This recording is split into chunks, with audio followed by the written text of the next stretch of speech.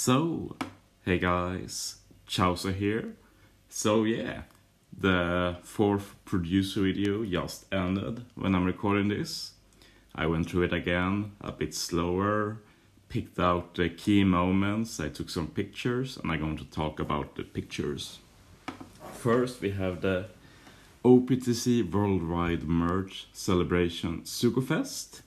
And as we can see, this Sugo Fest will debut 3 monthly batches at once. It will be the V3 Luchi batch, it will be the Halloween batch, and the 7.5 Annie batch, which is Superclass, Toffee, and category. So yeah, there's one thing I note here, which is that the new duo legends are not here, like Robin Jimbei and Nami Usopp. So I assume they won't be on this Sugo Fest, but instead on the other Sugo Fest, which will be the Kizuna one, which we'll talk about a bit later.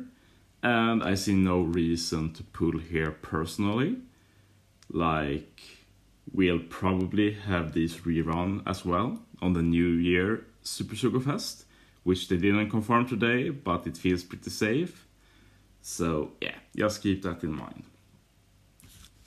Moving on. And yeah, they just confirmed that they plan to do more worldwide events going forward, which makes sense since we're actually synced now. And it will be easier to do events like that when we always run on the same schedule. So I assume we might start doing it for the new year, like last year, but we need more info about that. Yeah, and they confirmed that the first sync event for JP and Global will be the One Piece Anime 1000 episode celebration part 2 of the login bonus, and this will focus on the Kaido and the Beast Pirates unit that they introduced. The login bonus itself is very underwhelming, but I think you need to remember that in this festive period there's going to be a lot of login bonus and stuff for different stuff, so yeah, there will be a lot of free games as well, I imagine. But yeah, our next legend, the first sync legend on Global, will be Kaido and the lead performers. And it sounds like this will be a Kizuna legend. Us getting a Kizuna legend for this month was not a surprise. The question was more, will they continue the theme about the 1000th episode? Or will we get a Christmas legend and a Christmas Kizuna? But they went with the 1000th episode theme, which makes sense to me since Christmas is every year, it's only the 1000th episode once, so might as well focus on that. Artwork looks pretty cool too, especially looked nice, not that it matters visually, that means. But it's always nice when they draw inspiration for units. So you wonder if we'll get more units based on the other half of this poster.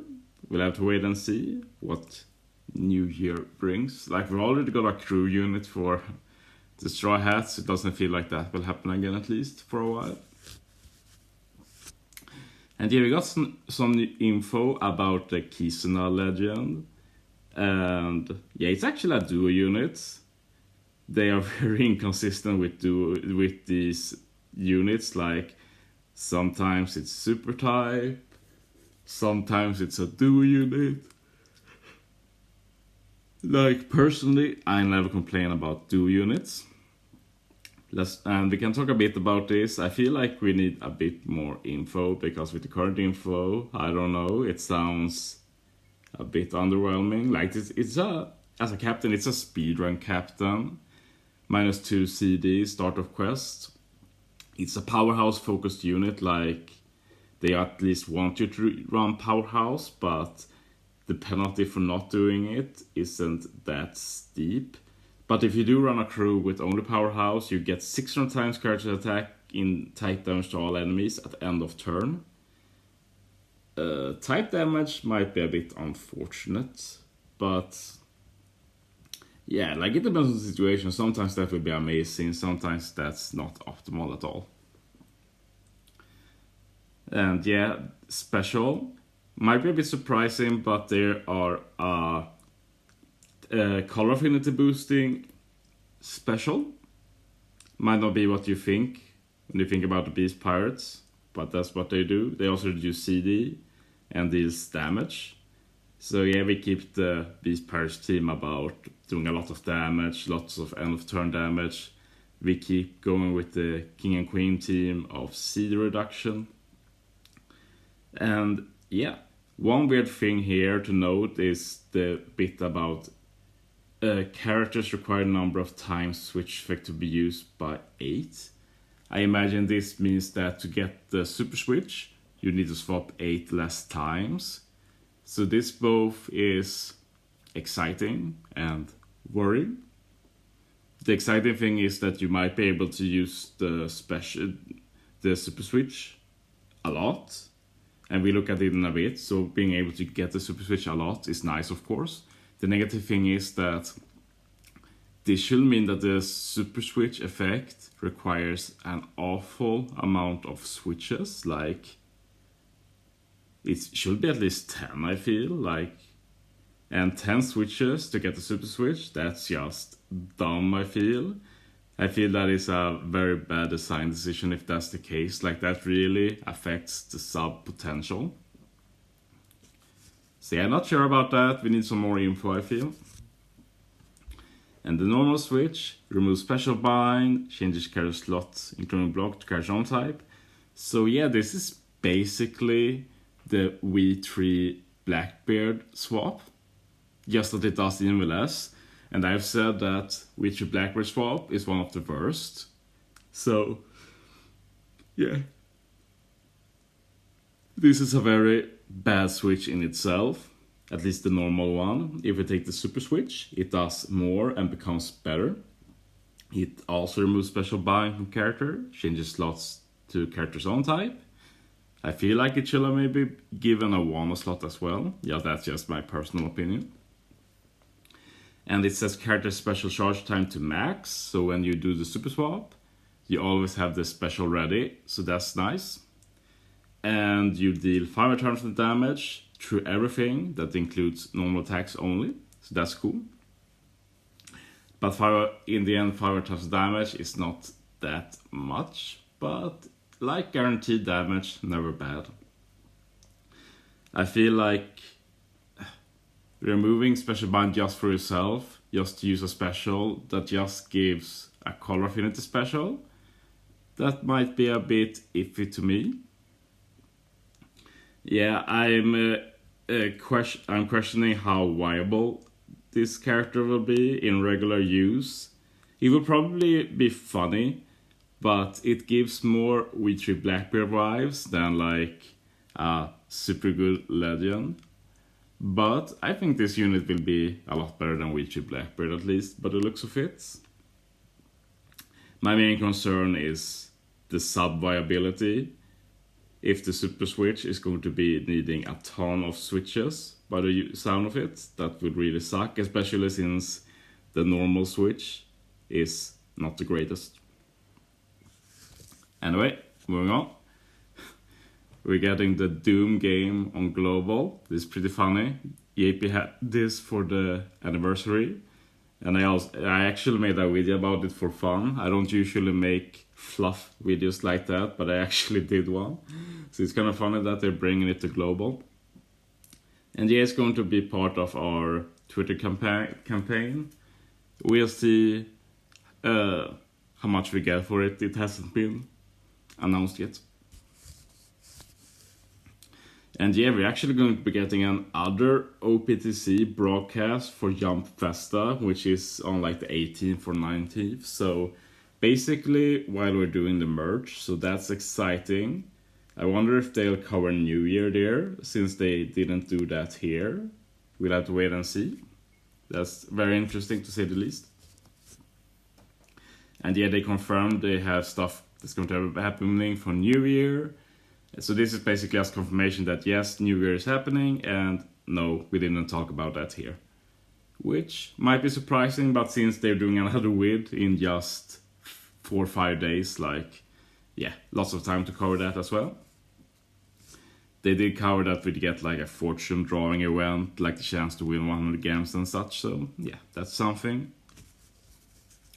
And yeah, the biggest news of this video, we got confirmation of what the new game mode is called, and it will be called Grand Voyage, and it will be a main event, so it will always be active, always be available on the menu, you can always play it.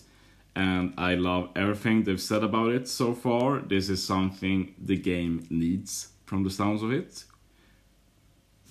Just some of the comments Yoshi said here. This won't be a repetitive event.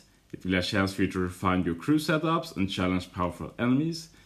This to me tells that this will be a team building focused event where you build teams and use them in content, normal content. And we need more content where you just build teams, use your whole box, like feel rewarded for having a good box. Right now it's basically just Scarp challenges that really gives that feeling. So having a permanent mode for doing that will be nice. Moving on, we're dedicated to developing these features that not just recent characters, but all ones will have a chance to shine. And yeah, that basically means that you'll need a good box, use a lot of units. Like if this was the kind of event where you just built one team per month, like you wouldn't really need old characters that much. So I feel like this will be something you really need to put some effort in over time, really take it easy. So yeah, it sounds very cool, I must say. It sounds like everything I wanted so far, but of course I'm also projecting what I want into this, but he's saying the right things at least, so. He said it will not be a ranking event. The not is missing here, but not a ranking event. But will instead allow players to dig deep into OPTC gameplay at their own pace. And yeah, I do the Garp Challenge parallel as well. Garp Challenge is not a ranking event, but you can take it at your own pace, finish them when you want, and you get good rewards for doing that. So I hope this is similar to Garp Challenge in that aspect, like maybe run on a cycle, like 1 month, 2 months, 3 months. Like really be expansive, need to take your time, always something to do. And then not just be like story mode that never gets updated, like make sure it changes on some regularity, to keep people excited about it, to keep making teams, having something to do. That's my hope for this mode. And then we'll see if it's like a tower mode or like an endless mode. We'll see how they do about that. Tons of custom design maps, who knows. Yeah, I'm super excited anyway. The game needs this. So yeah, this was the last picture. But yeah, super good news. A bit iffy about the new legend.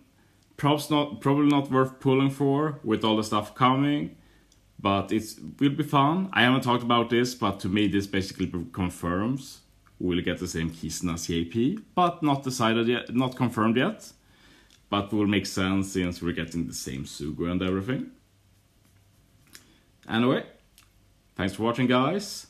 Now I'm going to finally go and play some treasure map. Not that I can play a lot today before work, but I put maybe 2 hours in at least. But yeah, thanks for watching, guys. See you next time.